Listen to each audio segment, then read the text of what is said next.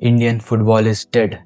I know it sounds dramatic right, but आप इनके recent की परफॉर्मेंस उठा के देख लो। हम उन कंट्रीज से हार रहे जिनकी रैंकिंग हमसे भी खराब है। We lost to Bangladesh after 22 years. We draw and lost to Singapore, Hong Kong जिनकी रैंकिंग हमसे नीचे है। And we didn't even qualify for the AFC Asian cup. एंड फिर हर बार की तरह हम लास्ट में अपना सारा ब्लेम कोच पे डाल देते हैं।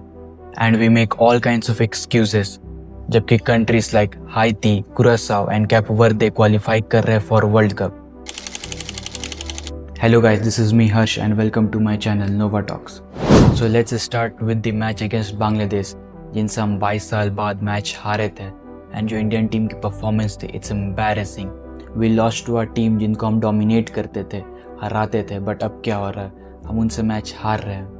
एंड जो हमने वही गोल कंसीड किया था, बांग्लादेश का प्लेयर जिसने विंग से अटैक बनाया था, हमारे 3 डिफेंडर्स उसके ऊपर चढ़ गए। एंड बांग्लादेश का और एक प्लेयर जिसने मिडल से रन बनाया था, हमारा कोई एक भी प्लेयर उसे मार्क नहीं किया था, बंदा खुला घूम रहा था। एंड इसका रिजल्ट क्या हुआ, विंग वाले प्लेयर ने क्रॉस दिया and goal. There was no communication between the players and उनको एनालाइज करना चाहिए कि कौन प्लेयर कहाँ है एंड किसे मार्क करना चाहिए, but there was nothing. And हम वही अपने सेम ओल्ड प्लेयर्स को खेलता हुआ देखते हैं, फिर भी हम उनसे उनके परफॉर्मेंस को लेकर कभी सवाल जवाब नहीं करते। एंड हम अपने सारे ब्लेम कोच पे डाल देते हैं। बट यहाँ कोच की भी गलती है, उन्होंने अंडर 23 के प्लेयर्स को क्यों नहीं खिलाया, उनको स्टार्ट क्यों नहीं दिया।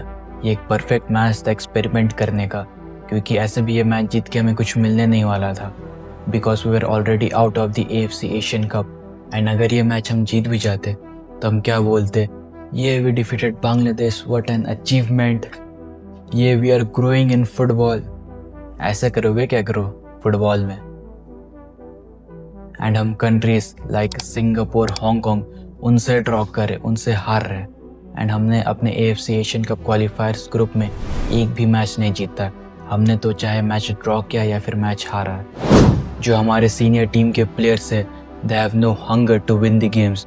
वही हमारे अंडर 23 के प्लेयर्स को ही देख लो, they have the hunger to score goals, to defend and most importantly to win the games.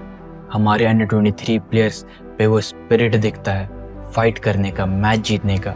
But होता क्या है, वही 9-10 प्लेयर बार बार नेशनल टीम में सिलेक्ट हो जाते हैं जिनका परफॉर्मेंस ख़राब रहता है, वो भी सिर्फ एक गेम में नहीं, in most of the matches. And जो अंडर 23 के प्लेयर जो सिलेक्ट हो भी जाते हैं, उनको बेंच कर दिया जाता है। आई नो यहाँ कोच की भी गलती है, बट बहुत सारे लोग पूरा का पूरा ब्लेम कोच पे ही डाल देते हैं। लाइक कोच की टैक्टिक्स अच्छे नहीं थे, कोच के सब्स्टिट्यूशंस अच्छे नहीं थे, कोच को ये करना चाहिए था, कोच को वो करना चाहिए था। अगर इंडिया ड्रॉ करती है तो कोच को सैक कर दो, मैच हारती है तो कोच को सैक कर दो, एंड अगर इंडिया गोल कंसीड करती तो कोच को सैक कर दो। हर बार हम यही करते आ रहे, पहले कॉन्स्टेंटीन, फिर स्टीव मैक, फिर मनोलो, अब खालिद जमील। एंड अब इनके बाद अगर कोई न्यू कोच आएगा एंड उनसे अगर रिजल्ट नहीं निकलेगा तो फिर लोग उन्हें भी बोलेंगे सैक करने को। बट यहाँ एक्चुअल फॉल्ट है प्लेयर्स की, जो परफॉर्म ही नहीं कर पाते।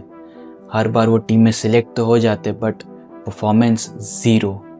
एंड बहुत सारे लोग ये बोलते हैं कि हमारे पास इंफ्रास्ट्रक्चर नहीं है, we don't have money like Europe. कब तक ये हम बहाना बनाएंगे। कंट्रीज जिनके पास हमारे से भी ख़राब इंफ्रास्ट्रक्चर है, they are qualifying for the world cup.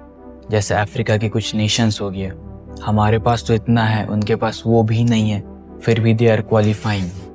फिर war tone country like Iran is qualifying. Countries जिनके पॉपुलेशन 1 मिलियन के नीचे है, वो भी क्वालिफाई कर रहे। फॉर एग्जांपल कुरासाओ, उनका पॉपुलेशन रफली अराउंड 1,85,000 है, वो भी वर्ल्ड कप में क्वालिफाई कर गया है। तो अब क्या बहाना बनाओगे OCI और PIO के कि हमारे पास OCI एंड PIO प्लेयर्स नहीं है, इसलिए हम क्वालिफाई नहीं कर पा रहे, हम मैच हार रहे। बट पता है क्या, हमने एक्सक्यूजेस में फंसे हुए हैं।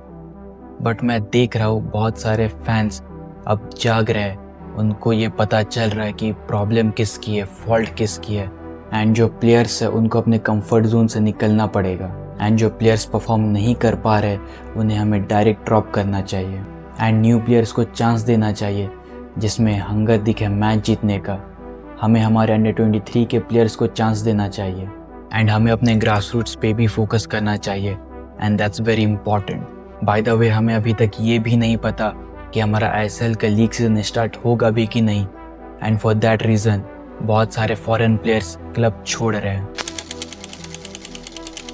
एक तरफ हमारे इंडियन प्लेयर्स हो गए जिनका परफॉर्मेंस ही नहीं दिख रहा, एंड दूसरी तरफ AIFF तो अपना ही महान काम कर रहे हैं। एंड अगर ऐसे ही चलता रहा तो जो ये हमारा विजन 2047 है ये 3047 में भी कंप्लीट नहीं हो पाएगा।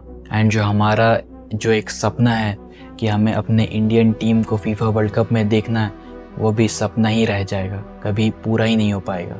At the end of the day हम लोग सिर्फ फैंस ही है who wants to see India succeed. And मैं ये बिल्कुल नहीं कह रहा हूँ कि हमें कल के कल ही वर्ल्ड कप क्वालिफाई करना है। मैं बस ये कह रहा हूँ कि हमें वो एफर्ट्स देखना, वो प्रोग्रेस देखना, वो फाइट देखना फॉर द बैच। एंड अगर ये सब चीज़ें हमें दिखता है देन 100% हमारे रिजल्ट्स भी आएगा। अब मैं क्या ही बोलूँ। So yeah that's it for the video. Do make sure to like, share and comment your thoughts down below, and also hit the subscribe button if you haven't. Until then, keep believing, keep supporting, and remember, Indian football deserves better. See you in the next one. Jai Hind.